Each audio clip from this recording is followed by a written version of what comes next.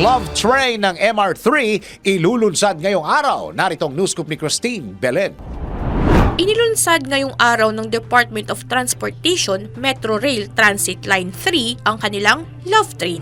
Ito'y bilang pakikiisa ng DOTR MRT-3 sa selebrasyon ng Buwan ng Pag-ibig o Love Month ngayong Pebrero. Pinangunahan ni Transportation Assistant Secretary for Railways at MRT-3 Officer in Charge Georgette Aquino ang programa at mga aktibidad. Sumakay ang opisyal sa tren dakong alas 10 ng umaga mula North Avenue Station sa Quezon City hanggang Ayala Station sa Makati. May ikinasaring maiksing programa na nagtampok ng harana sa may love booth ng MRT-3 bilang backdrop sa Ayala Station. At para sa News Scoop, ako, si Christine Belen, nagbabalita ng tama, naglilingkod ng tama.